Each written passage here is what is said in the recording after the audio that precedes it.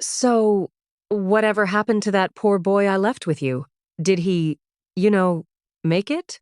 My sister, Camilla, took a sip of her expensive champagne, looking at me over the rim of the glass with fake sympathy. She was dressed in silk and diamonds, standing in the center of our family reunion like she hadn't been missing for 17 years. She spoke about her abandoned son, Ethan, the way you might ask about an old goldfish that probably died. The room went deadly silent. My aunts, uncles, and cousins all froze. They knew the truth. They knew the hell I had walked through. But Camilla? She was clueless. She thought she was just making polite conversation with the poor sister she left behind. My hands trembled. I wanted to scream. I wanted to throw my cheap fruit punch in her face. But before I could speak, the double doors of the banquet hall swung open. A man walked in. He was tall. He was wearing a bespoke Italian suit that cost more than Camilla's car. He had a presence that sucked the oxygen right out of the room. He walked straight up to us, his eyes locked on mine. He smiled a warm, devastatingly handsome smile.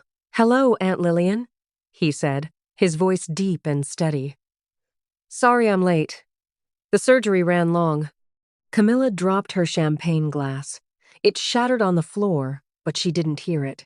She was staring at the man's face, a face she recognized but couldn't believe. "Ethan," she whispered, her face draining of color. Before I tell you how my sister tried to claim credit for the son she left to die, and how he shut her down with 5 brutal words, drop a comment below. Where are you watching from? And have you ever had a family member pop back into your life only when they smelled money? To understand the look of terror on my sister's face, you have to go back to the night my life split in two. I was 26. I was broke, single, and living in a drafty apartment. It was raining hard, a storm that hammered against the windows like fists. There was a knock at the door. I opened it to find Camilla standing there with a suitcase. She didn't look sad. She looked annoyed. Behind her, curled up on my beige thrift store couch, was her 10-year-old son, Ethan. Ethan was sick, and I don't mean flu sick. He was burning with a fever, his small chest rattling like a broken engine with every breath. He had a chronic autoimmune condition that required expensive meds, constant monitoring, and specialized diet. "I can't do this anymore, Lillian," Camilla said, checking her watch. "He's too much work. He's defective." "What are you talking about?" I asked, shaking. "You're his mother." She laughed. She actually threw her head back and laughed. "Not anymore," she sneered. She leaned in close, her perfume smelling like cheap vanilla and cruelty. "He's your child now." She turned around, walked out to a waiting car with her lover, and slammed the door. She didn't look back, not once. I stood there, paralyzed. I had no money. I had no idea how to raise a child. I looked at Ethan. He was looking at me with eyes that were far too old for a 10-year-old. "Aunt Lillian?" he wheezed. "Did I do something bad?" My heart cracked. I sat down next to him and lied. "No, baby," I whispered. "Mom she has to go away for a while, but I'm here. I'm not going anywhere." The next 10 years were a blur of survival. I worked 2 jobs, waitressing by day, cleaning offices by night. I sold my car. I sold my jewelry. I sold anything that wasn't nailed down to pay for Ethan's medications. There were nights I sat at the kitchen table, surrounded by pill bottles and final notice bills, crying silently so Ethan wouldn't hear me. I was terrified. I was exhausted. But I was determined. Camilla never called. No birthday cards, no money, no, "Is he alive?" texts. She erased him. But a miracle happened. Maybe it was the stability. Maybe it was the love. But Ethan didn't just survive.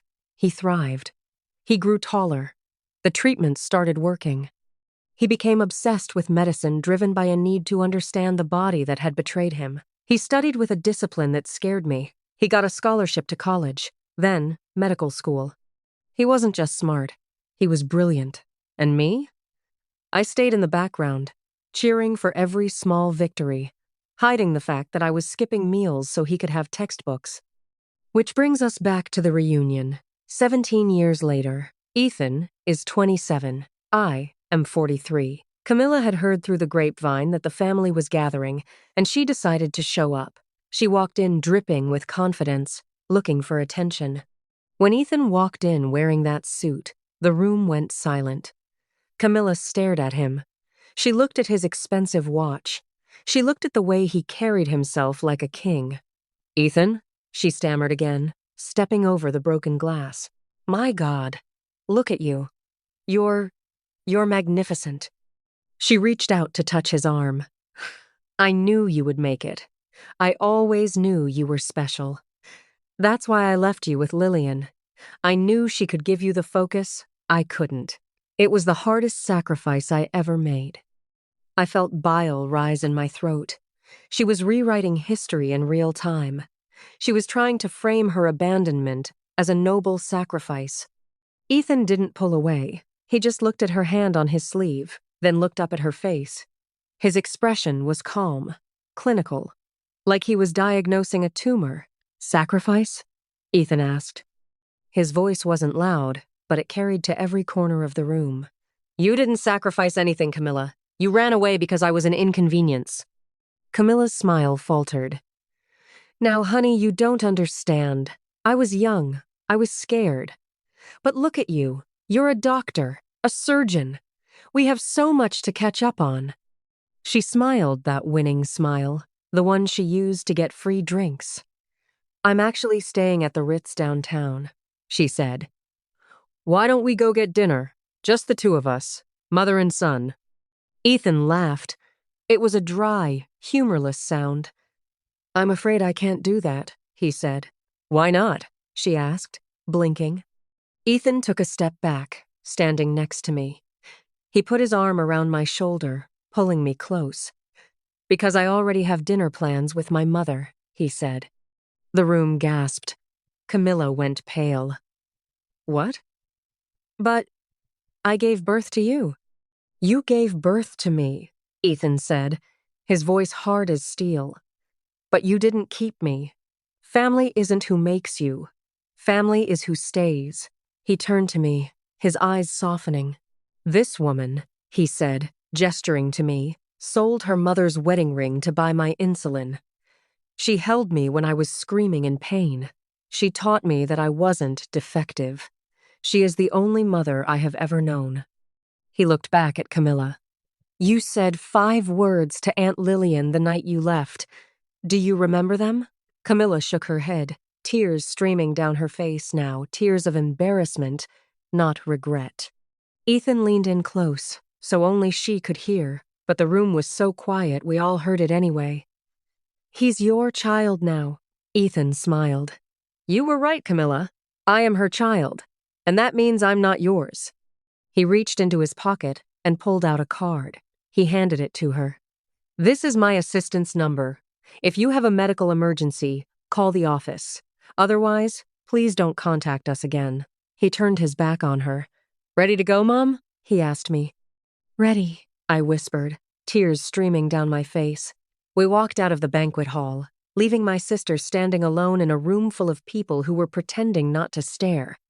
We got into his car. He drove us to a quiet diner, our favorite spot from when he was a kid. We ate pancakes for dinner. I looked at him across the table. He wasn't the sick little boy on the couch anymore. He was a man who had faced the worst rejection a child can face and turned it into armor.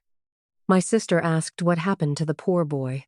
"The truth is, the poor boy died the night she left. The man who replaced him, he's everything she never deserved." If you believe that blood doesn't make you family, loyalty does. Hit that like button and subscribe. And tell me in the comments, would you have forgiven the sister? Or did Ethan do the right thing?